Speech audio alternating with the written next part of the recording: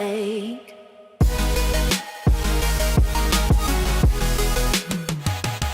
Welcome back, everybody, to another MLB The Show 18 franchise mode with the Chicago White Sox. Today is August 10th. We're getting towards the September call-ups. As you can see, we're 56 and 60. We've been playing better in our last 10 or so games. We've been winning quite a few games. We're still 8 games back in the division, and we're still 8 games back in the wild card. So the playoff picture is not looking too promising for us.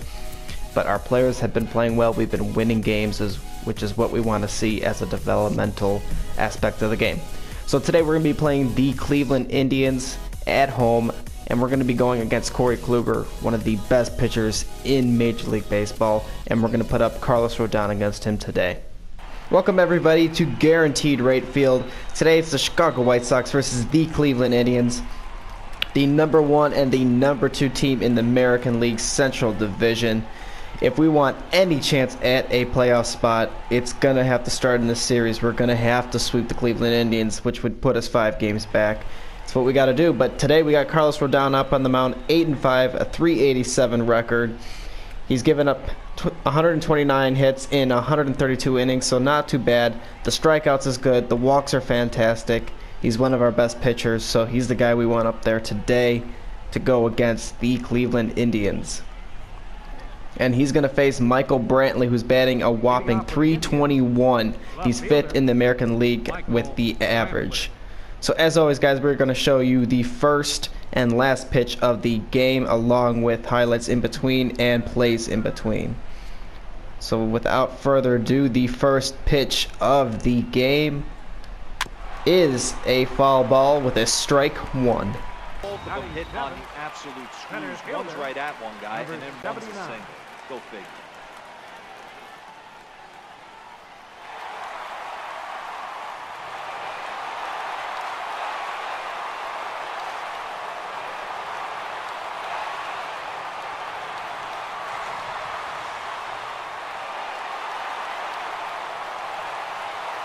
Here's the first pitch to him.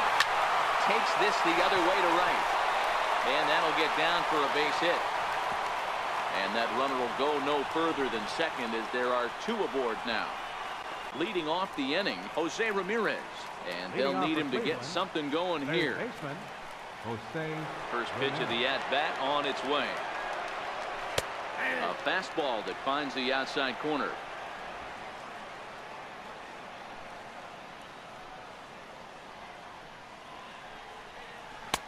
Set up away with the changeup, but it's 1-1. 1-1. Runs a bit inside for a ball.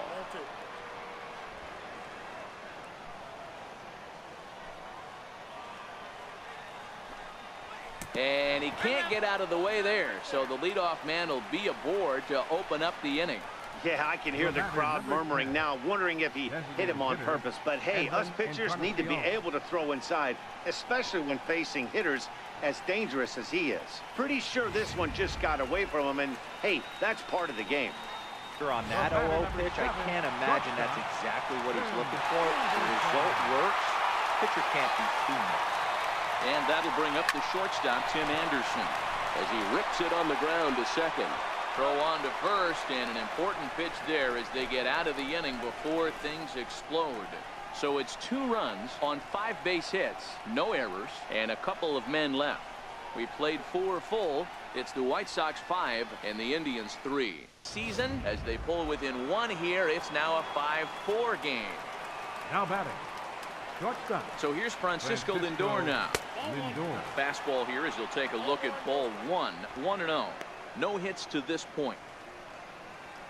Matty, he checks every box. Charisma, smile, hits from both sides of the plate with pop, defense, you name it. GM's dream right here. 1 ball, 1 strike to count. The 1-1 is a fastball that misses. Well, those were a couple of close pitches right there in the inner part of the zone. Hitters will tell you, pitches in that location are tough to do anything with. 4 runs, 5 hits. No errors to this point for the Indians. 2 balls and 2 strikes to count to Francisco Lindor. That's a real tough pitch to hit. That's, in the pitcher's jargon, we call that the Hall of Fame pitch, that slider down and in. Really, the only way you're going to be able to hit that pitch is if you're looking for it down and in, and still then, it's a really difficult pitch to hit.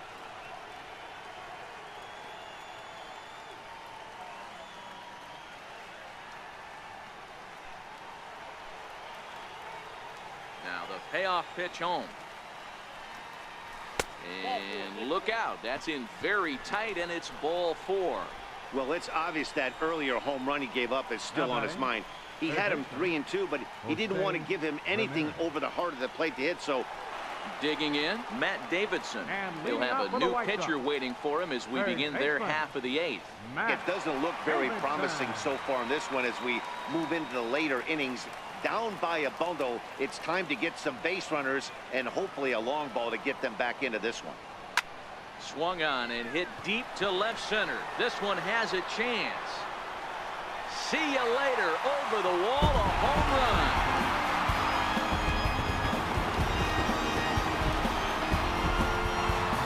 So a solo shot here to left center field. Number 26 for him on the season. And just like that, it's down to a 3-run ball game.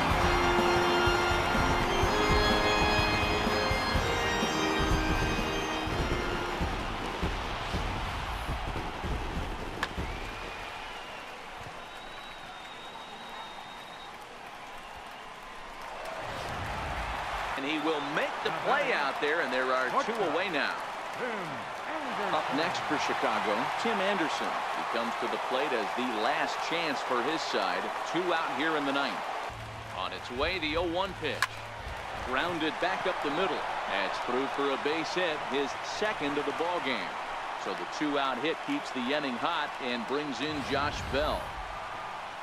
Sometimes you got to tip your cap. The pitcher spotted his pitch down in the zone right there below the knee. Offensive player was all over it. First delivery to him on the way. Here's a shot to left field and deep. Look at this. Gone.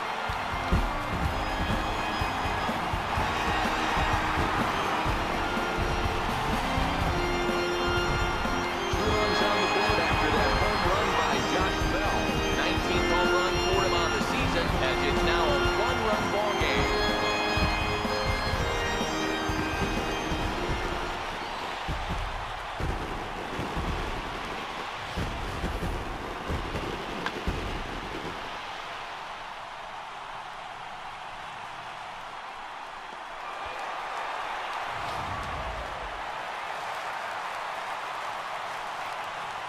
The left fielder, number 30.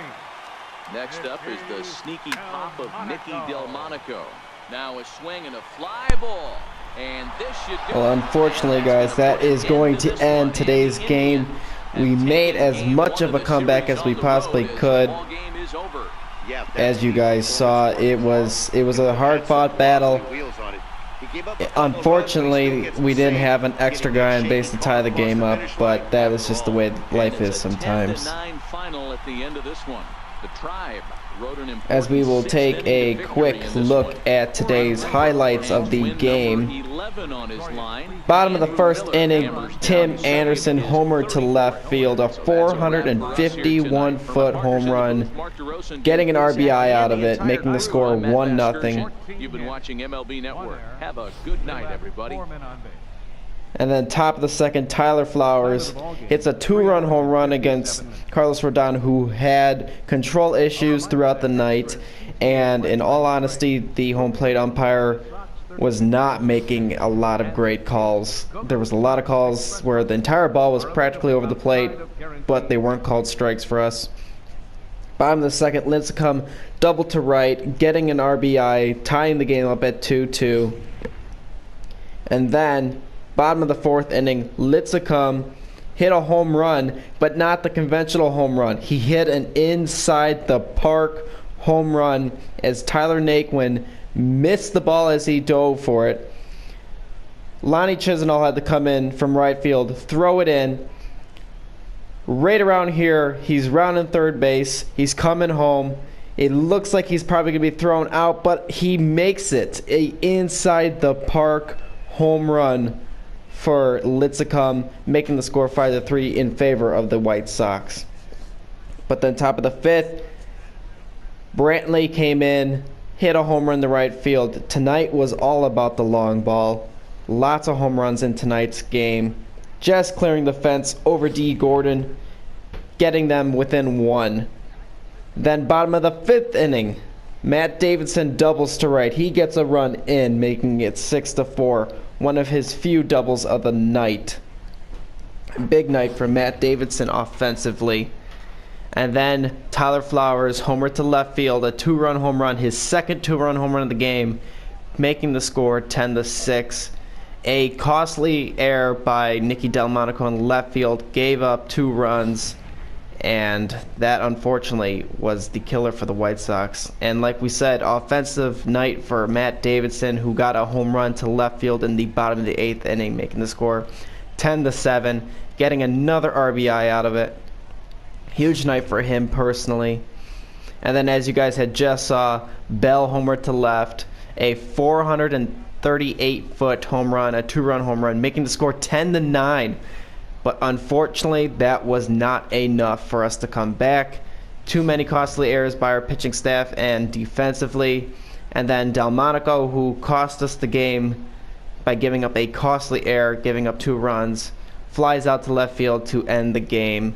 A 10-9 victory for the Cleveland Indians as they take another game in the division. Alright guys, so unfortunately Lincecum suffered an injury. He's going to be out for the rest of the season, another 1 to 2 months. So Jake Burger is getting the call up.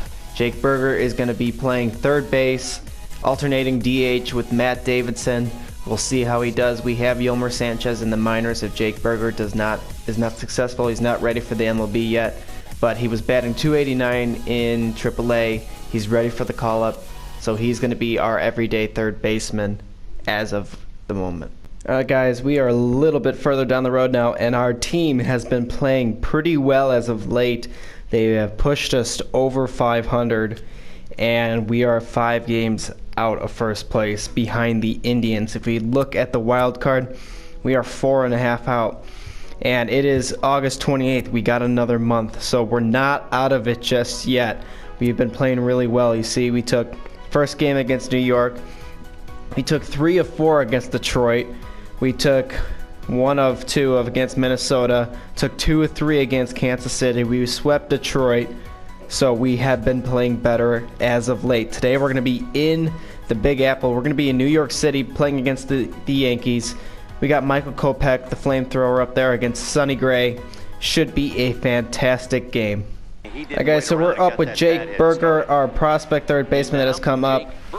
As they do a pitch out, we're going to go ahead and show his first at bat. The first at bat you're going to see of Jake Burger. He's batting .238, 2 home runs, 3 RBIs in his short stint so far in the major leagues. A great start to the first inning for the Chicago White Sox, up 4-0 to start. Jake Burger trying to keep that going as he takes strike 1, swinging at a pitch out of the strike zone.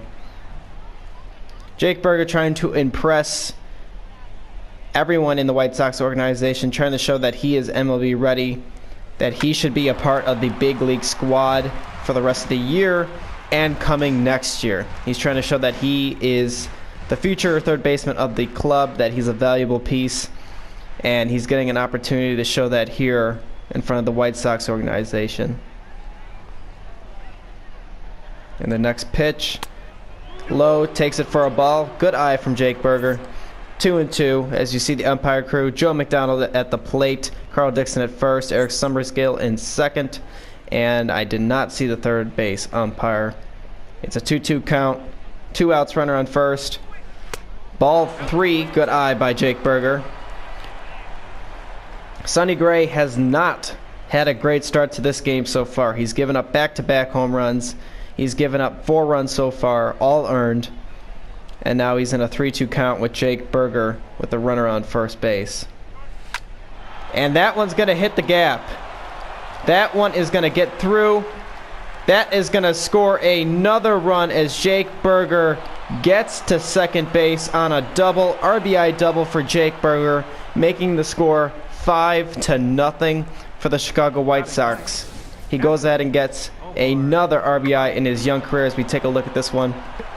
Getting between Aaron Judge and Jacoby Ellsbury. Ellsbury throws it in, but it's already too late as Eloy Jimenez has scored, and it's now 5-0 White Sox. On the mound today, Michael Kopech for us, a 4.47 ERA. He's 4-3.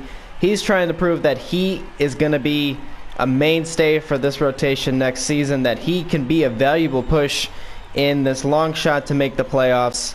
He's up here in the Bronx in one of the toughest stadiums to play in against a very good Yankees stadium. He's going to be our starting pitcher today as Jacoby Ellsbury is up to bat. Michael Kopech, first pitch of the game for the White Sox, and it's a 98-mile-per-hour fastball for strike one. See Yoan Moncada, the all-star second baseman for the Chicago White Sox, who's really started to come around and start hitting in the second half of the season so far.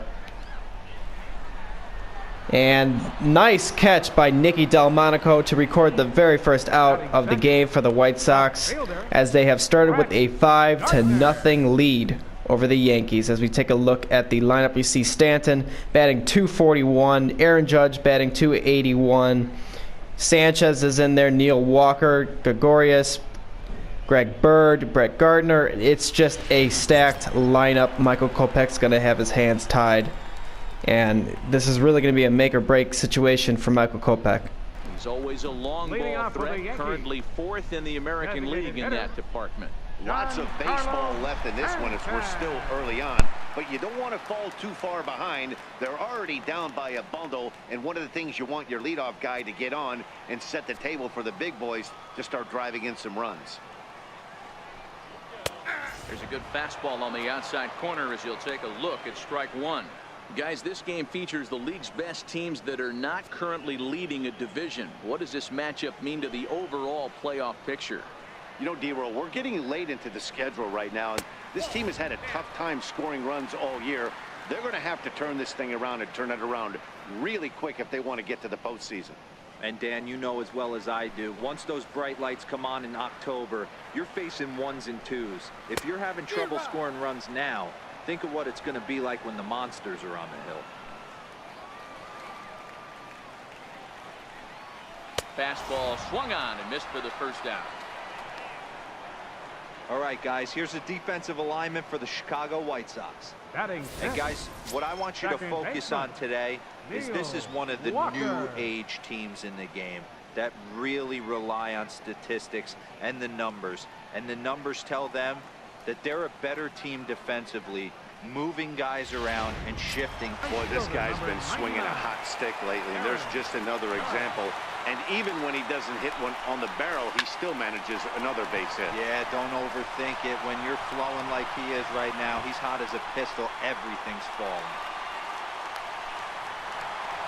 And they'll get a little closer here as the run comes across to score from first. It's now a 5-2 game.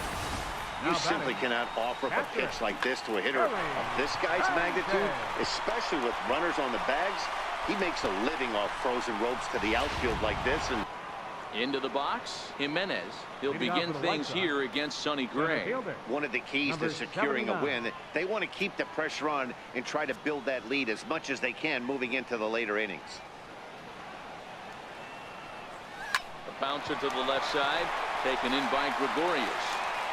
Throw to first in time, one gone here in the fourth. Rick Renteria talking to him.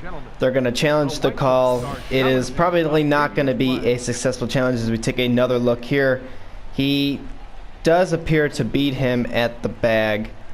It looks as though he's going to be safe. We're going to find out right here whether the call is going to be confirmed or overturned, and he's going to remain safe.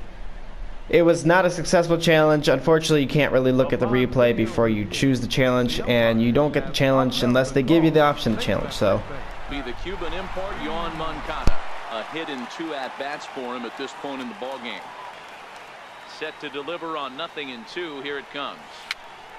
This is popped up. Green would do this himself, and that's the first out. At the home 7th. Gregory Infante.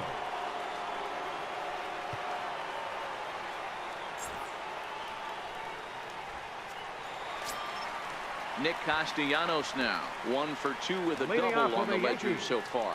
Even though we're moving into the back end of this game, they're only down by a couple of runs. You know that old slogan, a bloop and a blast. They could certainly use that right now. Hit out towards second. Played on the backhand. Throw, got him, and that's a gorgeous play. The game to finish this one off here in the bottom of the 9th. Jake McGee.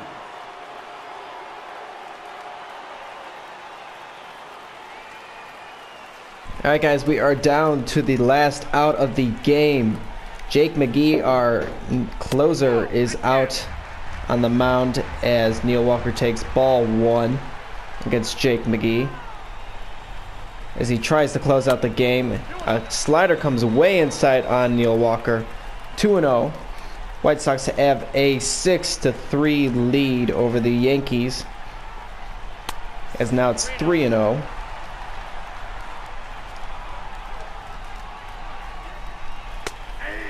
Strike 1. It's a 3-1 count now. With 2 outs, Jake McGee trying to close the game and get his 10th save of the season as the new Chicago White Sox closer ever since the Nate Jones trade. That is strike 2. It is a full count. 1 more strike and it is the end of the game. And that looks like it's going to be a flyout to Eloy Jimenez, and that is going to end today's game against the New York Yankees. That is a Chicago White Sox victory, a huge victory. Michael Kopech picking up his 5th win of the season. A fantastic game for the White Sox, who came out in force in the first inning, delivering 5 runs against Sonny Gray. I think he left after the 4th inning. Michael Kopech, a strong game. He got hit a little bit hard against the middle of the order in the 3rd inning, but otherwise a solid performance by Michael Kopech against a powerhouse team in a market that demands pressure. As you see, the final box score 6-11-0 for the White Sox, 3-7-0 for the Yankees. Kopech moves to 5-3. McGee gets his 10th save of the season as we take a quick look at the highlights. Final line score tonight. First for the in the top of the first, Bell homered to right field, getting 2 RBIs to start off the game. Nice and strong for the White Sox. Hitting the second deck in right field. 2-0 White Sox to start. Then immediately after, back-to-back home runs. Matt Davidson, a 427-foot home run, a solo home run, making the score 3-0 against Sonny Gray, taking an early lead, showing command, and taking that early lead, like I said. Jimenez then got a single to center field, bringing in a run, making the score 4-0 early in the game in the first inning. As the White Sox came out full force, batted 9 batters, and as you guys saw, Jake Berger doubling to left, right, center. An RBI, making the score 5-0. Aaron Judge decided to let Jacoby Ellsbury take that ball, and 5-0 lead. Then bottom of the 3rd, like I said, the middle of the order had a little bit of a showing for the Yankees against Michael Kopech. Here, Judge doubles to left center field, 2 RBIs. And then the same inning, Sanchez doubles to right field, bringing in another RBI for the Yankees, totaling the runs to 3, and that is as far as they would get offensively for the night. Bottom of the 3rd inning, it would be 5-3 White Sox, but the White Sox weren't done yet. Bell gets a ground rule double to left field, bringing in an RBI, making it 6-3 in the top of the 5th for the White Sox. As you can see here, bouncing over into the White Sox bullpen in left field. And then Jake McGee striking out Sanchez on a curveball in the bottom of the 9th inning, starting off the bottom of the 9th to close the game to get the save.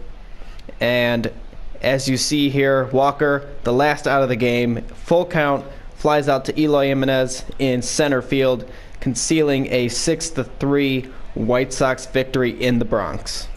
Well, guys, that is going to do it for this episode.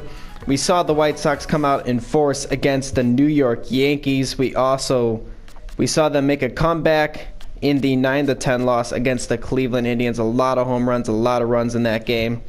Well, that's going to do it for this episode, guys. We saw the White Sox make a comeback in the Cleveland game, unfortunately losing, but then showing their resilience in a New York win, 6-3. We got the September call-ups coming up. It's going to be a great rest of the season as the White Sox are starting to contend. As you can see, we're 4 games out in the division. We're 4.5 back of the second wild card spot. It's going to be a lot of fun. Well, I don't know how we're going to do. We're starting to push. We're 7-3 in our last 10, so anything can happen. So thank you guys for hanging out with us tonight, and we will see you next episode.